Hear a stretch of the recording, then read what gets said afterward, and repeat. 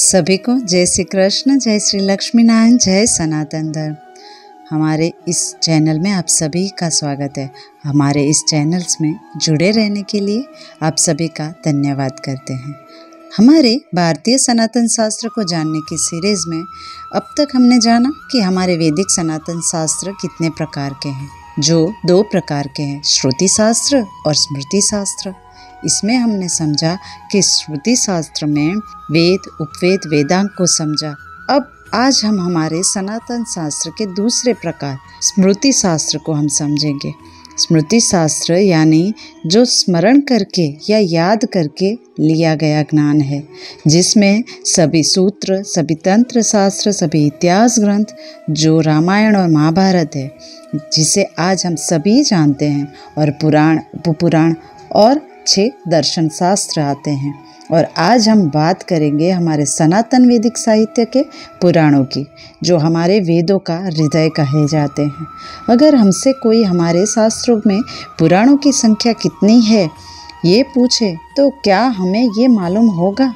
ज़्यादातर नहीं, क्योंकि हम सिर्फ सुनी सुनाई बातों पर विश्वास कर लेते हैं, क्योंकि हम कभी हमारे वेदों पुराणों को खोलकर उनका अध्ययन करना ज़रूरी ही नहीं समझते हैं। इसीलिए हमें ये मालूम ही नहीं होता है कि हमारी सनातन संस्कृति में कितना ज्ञान और विज्ञान छिपा है। इसीलिए आज हम कमज़ोर हो जा रहे हैं। इसीलिए आप सभी के लिए हमने इस सीरीज़ को शुरू किया है, ताकि आप सभी तक हमारी सनातन संस्कृति का ज्ञान सही तरीके से पहुंचा सके। उम्मीद है आप सभी को ये पसंद आएगा। तो आइए जानते हैं कि पुराण क्या है। जैसे कि हमने जाना, हमारे सनातन वैदिक साहित्य के 2 प्रकार है, श्रुति शास्त्र और स्मृति शास्त्र। और पुराण स्मृति शास्त्र में आते हैं। स्मृति शास्त्र को समझे तो हम कह सकते हैं कि स्मृति शास्त्र वैदिक शास्त्र के उपयोग में लिया गया ज्ञान है। जैसे कि स्मृति शास्त्र हमें नियम और तरीके बताता है, तो स्मृति शास्त्र हमें उन नियमों को कैसे लागू करते हुए कैसे सही रास्ते पर चलना है ये बताते हैं। क्योंकि धर्म का मार्ग समझना बहुत जटिल और सूक्ष्म है, इसीलिए स्मृति हमें श्रुति शास्त्र का ज्ञान व्यवहारिक रूप से वास्तविक जीवन में कैसे उतारे ये सिखाते हैं। स्मृति शास्त्र का ज्ञान समय, स्थान, परिस्थितियों और दर्शकों के अनुसार बदलता है, या यूँ कहे हर युग के अनुसार बदलता है। अगर इसे सरल शब्दों में समझे तो श्रुति शास्त्र थियोरिकल यानी कि सैद्धांतिक ज्ञान है, और स्मृति शास्त्र प्रैक्टिकल यानी कि प्रायोगिक ज्ञान है। तो अब आपको श्रुति शास्त्र और स्मृति शास्त्र का भेद समझ आया होगा। तो अब चलिए आगे बढ़ते हैं हमारे मुख्य विषय की ओर और जानते हैं पुराण क्या है और कितने हैं। तो पुराण का अर्थ है पुराना, प्राचीन, जिसका अर्थ है पुराण भव, यानी जो पुराने समय में घटित हुआ था, यानी पुराने होते हुए भी जिसकी नवीनता आज भी है उसे पुराण कहते हैं। जो पुराने समय का इतिहास हमें मार्ग प्रतिष्ठित करता है और व्यवहार की सीख हमें पुराण सिखाते हैं। भारतीय सभ्यता के नए नए छोर हमें पुराणों से प्राप्त होते हैं।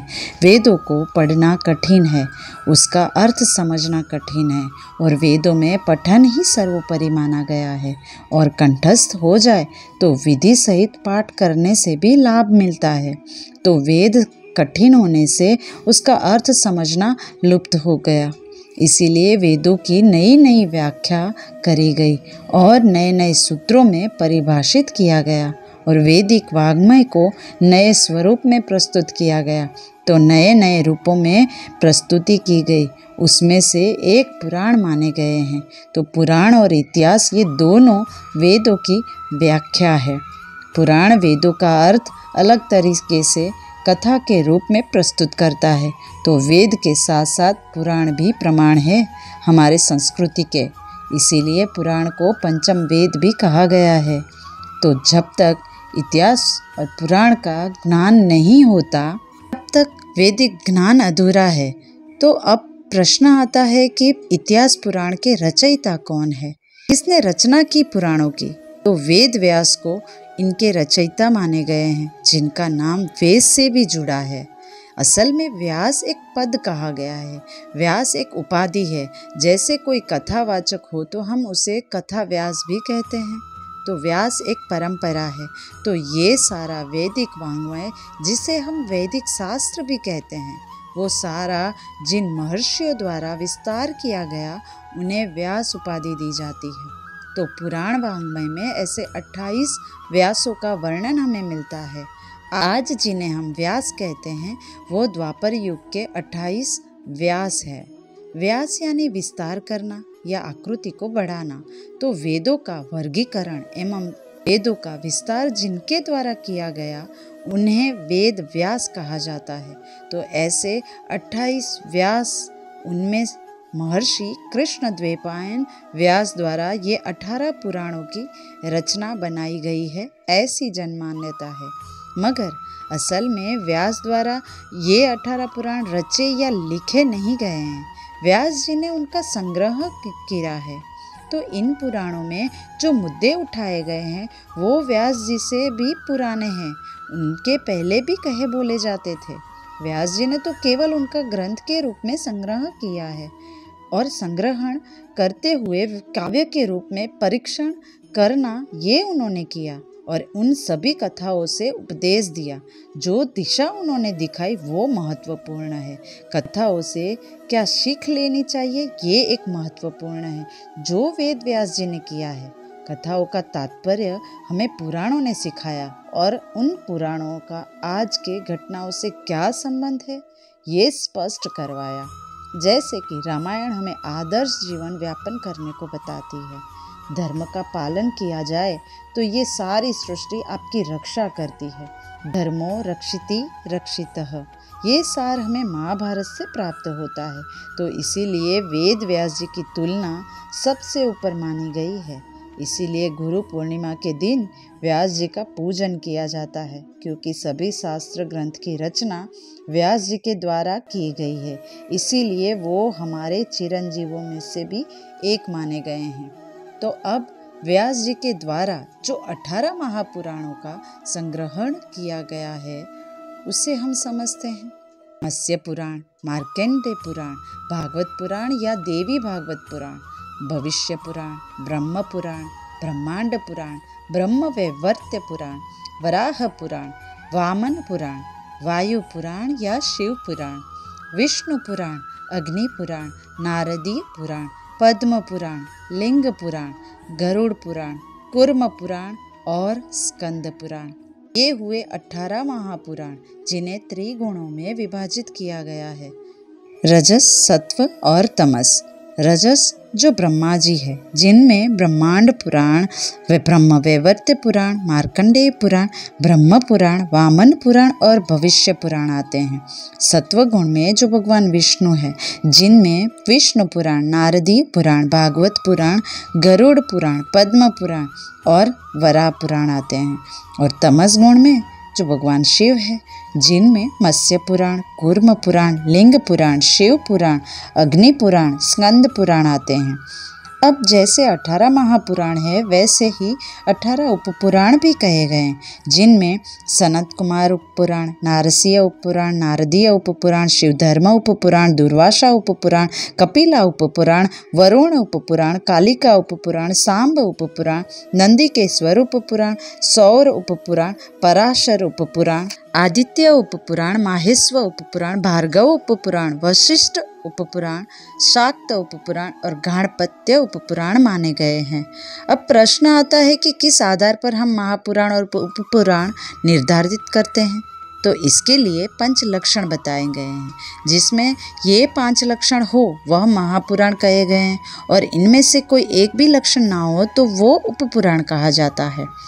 जिसमें पहला लक्षण है सर्ग। सर्ग यानी विश्व की उत्पत्ति की प्रक्रिया आती हो, जिसमें प्रतिसर्ग यानी कि उत्पत्ति के बाद होने वाला विनाश या प्रलय और फिर से उत्पत्ति की प्रक्रिया हो, जिसमें तीसरा लक्षण है वंश, यानी कि जितने भी वंश है, चंद्रवंश, सूर्यवंश, सप्तर्षि के गोत्र, ये सारी सूची जिस पुराणों में दी जाती हो। चौथा लक्षण है मनवंतर, यानी इस पृथ्वी पर मानव जाति का जिसने विस्तार किया वो मनु है। पुराणों में 14 मनु का वर्णन मिलता है हमें। पांचवा लक्षण है वंशानुचरित, यानी कि वंशों में आने वालों का चरित्र जिस पुराण में मिलता हो हमें। तो कोई भी पुराण एक मनवंतर की बात करके रुकता नहीं है, वो इस पूरे काल चक्र को बताता है। अब ये हुए पंच लक्षण, जिसमें हमें महापुराण और उपपुराण का भेद पता चलता है, और बाकी 10 और लक्षण की बात पुराण करता है।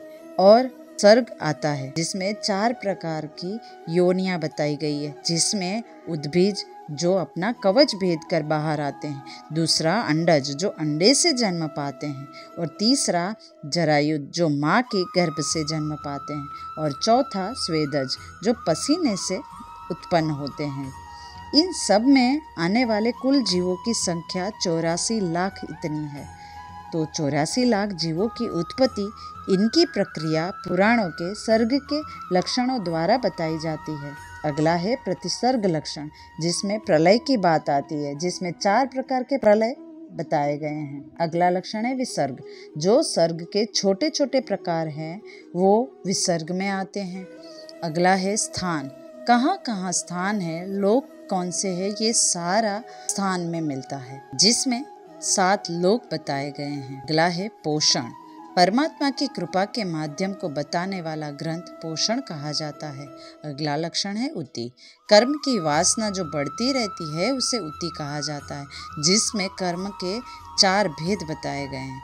अगला लक्षण है मनवंतर, 14 मनु का सारा वर्णन मनवंतर में बताया गया है। अगला है ईशानु कथा, ईश्वर के कथा के वर्णन पुराणों में मिलते हैं। और अगला है निरोध, जो पूरी सृष्टि को अपने आप में निरुद्ध करता है, विलीन करके रखना, ये परमात्मा द्वारा किया गया निरोध है।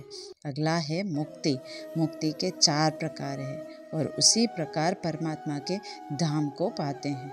अगला है आश्रय, पूरे जीव जगत का अंतिम गंतव्य परमात्मा है, सभी जीवों का अंतिम आश्रय परमात्मा ही है, जो सभी को अपने अंदर स्थान देता है।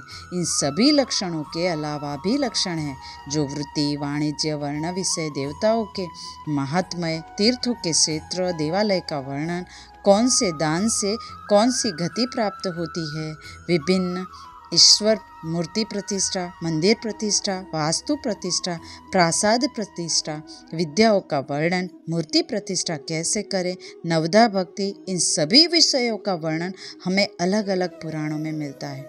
तो इस प्रकार पुराणों में ब्रह्मांड का सारा ज्ञान समाहित है। इसीलिए पौराणिक ज्ञान समय, स्थान, परिस्थिति और दर्शकों के अनुसार व्यक्तिगत हो जाता है, हर किसी के लिए समान नहीं रहता है, और इसीलिए अगर उसका बिना उचित मार्गदर्शन के अध्ययन किया जाए तो शास्त्रों के प्रति भ्रम, अधूरा ज्ञान और अविश्वास खड़ा हो जाता है। तो ये आजकल हम होते हुए भी देख रहे हैं कि सामान्य लोग जो बिना किसी पारंपरिक मार्गदर्शन के शास्त्रों का अध्ययन करने का प्रयास करते हैं, वे मतभेदों को विरोधाभास मानते हुए शास्त्रों के बारे में बहुत सारी शंकाएं और भ्रम में पड़ जाते हैं, और फिर वे शास्त्रों के प्रति अविश्वासु हो जाते हैं। इसीलिए सही मार्गदर्शन से शास्त्रों का अध्ययन करें, जिससे शास्त्रों के प्रति विश्वास बढ़े और परमात्मा के प्रति श्रद्धा और आस्था भी, और सभी शास्त्रों का ज्ञान का सही अर्थ तो परमात्मा से जोड़ना ही है। तो सही ज्ञान प्राप्त कीजिए और परमात्मा से जुड़िए। तो उम्मीद करते हैं आज का ज्ञान आपको पसंद आया होगा, और पसंद आया हो तो इसे दूसरों तक शेयर ज़रूर से करिए, और साथ में लाइक और सब्सक्राइब भी करिए, जिससे आने वाले वीडियो की नोटिफिकेशन आपको मिलती रहे। तो मिलते हैं अगली बार कुछ नए ज्ञान के साथ। तब तक आपका और अपनों का ख्याल रखें और खुश रहिए। धन्यवाद। अस्तु।